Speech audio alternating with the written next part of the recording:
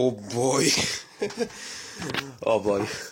Tu veux faire vidéo et c'est le foutoir? Bon bah 3, 2, 1. Et donc salut à tous, aujourd'hui on se retrouve pour parler d'une manette de PS3. Alors, pourquoi parler d'une manette de PS3 en 2023? Oh purée, elle va avoir 15 ans cette console au moins. Je crois qu'elle les a en fait. Hein.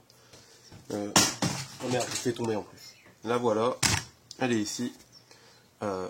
J'ai juste branché la manette au PC et voici ce que ça fait. Toujours un plaisir, les boutons qui bougent tout seuls. Il s'agit d'un problème assez connu sur cette manette et je vais vous montrer comment le réparer. On va aussi en profiter pour lui changer sa coque et les mousses là des joysticks parce que non, c'est pas possible. Kevin, qu'est-ce que t'as fait? Pourquoi t'as mangé? Kylian, pourquoi? Donc c'est une manette modèle CE, CA, GZ. Bon, en gros c'est une DualShock 3 6 axis, c'est-à-dire elle a le moteur de vibration et elle a le capteur comme ça.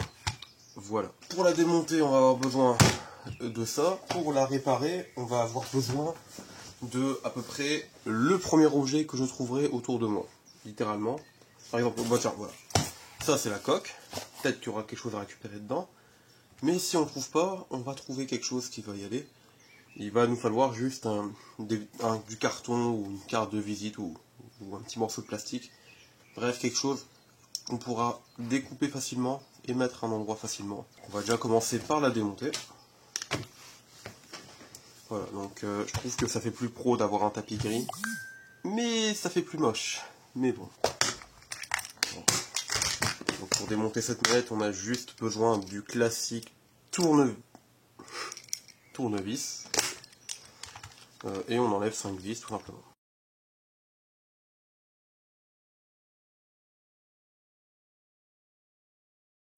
On dirait quand même que... Comment parler? On dirait que cette manette elle a connu des jours meilleurs, hein, non? On dirait un peu genre le résultat de quand j'ai claqué ma manette de PS.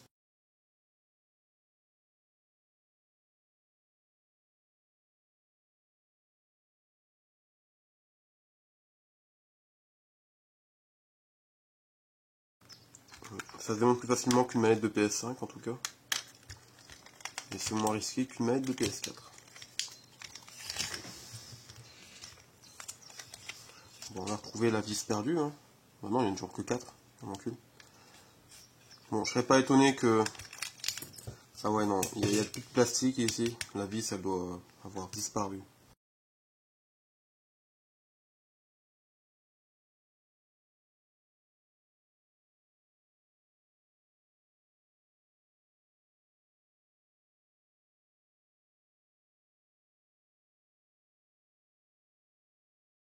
Et donc là, vous allez peut-être pas me croire, mais là, on va réparer la manette. C'est-à-dire, j'ai pas besoin d'aller plus loin pour la réparer.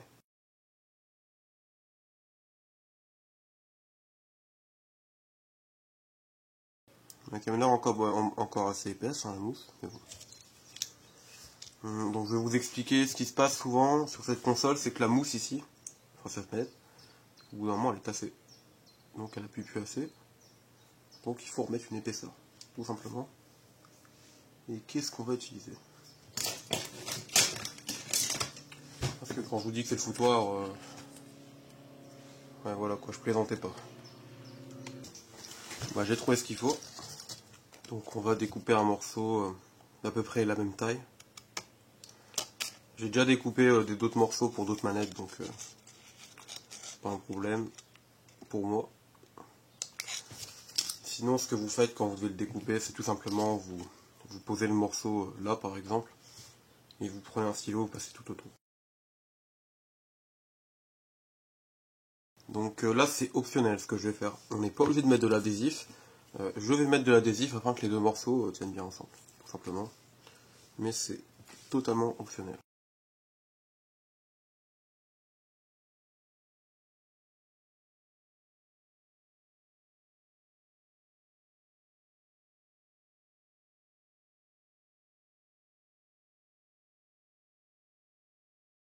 D'ailleurs le même mécanisme sur la manette de PS4, la DualShock 4 du coup.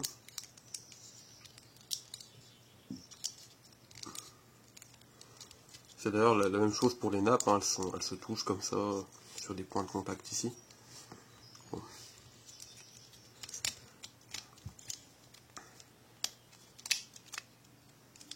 Ok. Donc on va remettre la vis afin que ça appuie comme il faut.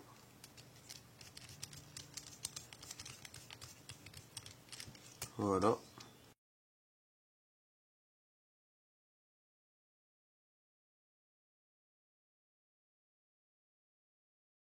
Et on va la connecter au PC tout de suite.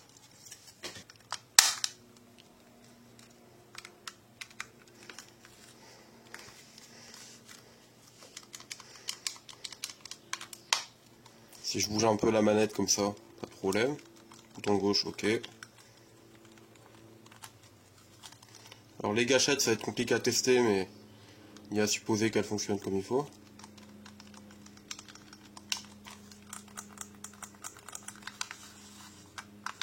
Les joysticks sont bien, elles viennent bien au centre d'ailleurs. Ok, tout marche. Donc là, notre manette est réparée. Mais moi, ce que je veux, c'est aller plus loin et la remettre à neuf. Donc, on la rouvre. On la rouvre.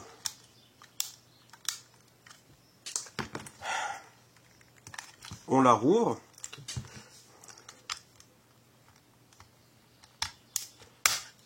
Voilà.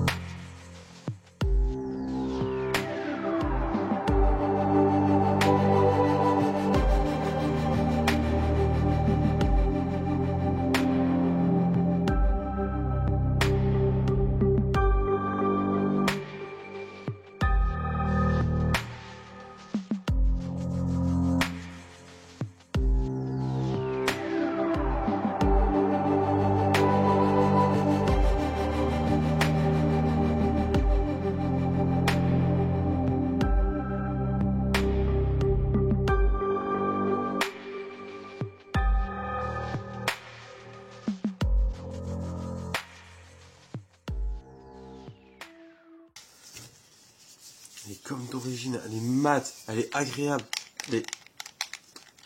L'ergonomie est toujours mauvaise et pitoyable parce que c'est une manette de PS3. Mais je m'en fous. Et on va mettre le sticker pour faire genre c'est une originale. C'est parti.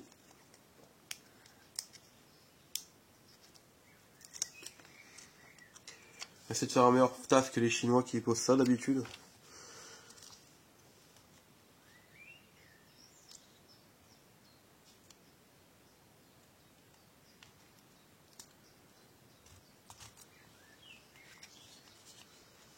Bon, il n'est pas forcément mieux, mais il est bien. Incroyable. Maintenant, il est temps de la tester, et pas sur un PC, mais une PS3. Voilà, j'hésite un peu entre les deux, mais on va prendre la mienne. Vous êtes prêts? C'est maintenant.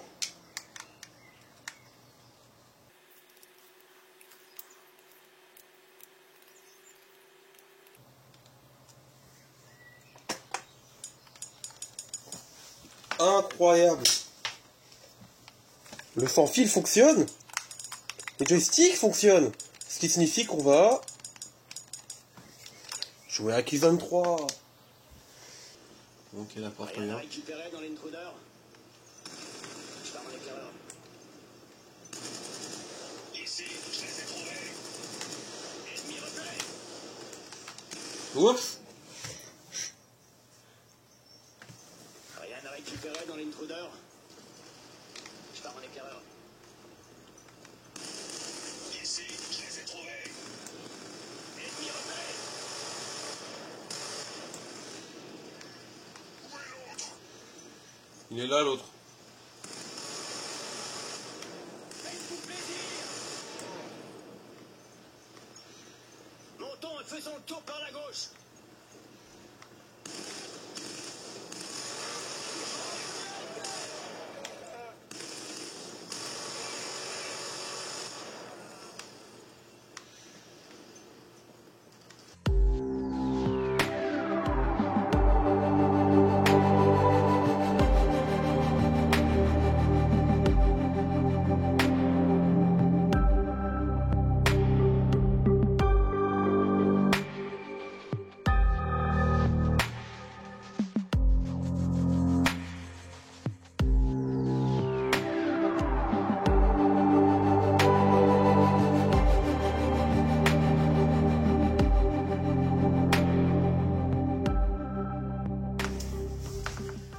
Bon, là j'ai mis le jeu sur pause.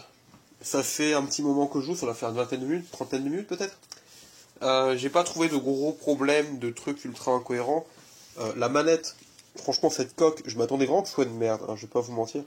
Mais elle m'a l'air vraiment très propre, franchement. Incroyable. Mais vraiment bien. Après, c'est une manette de PS3, donc forcément, elle a ses défauts, hein, tels que la forme des joysticks, la position des sticks. Hein, bon, vous le savez sûrement pas, mais la meilleure position des sticks, c'est celle-là. Voilà. Et tous ceux qui sont contre moi, on casse des abonnés. Ah, ça va descendre. Bon, pour ma part, moi, c'est fini, et je vous dis salut à tous, et à la prochaine.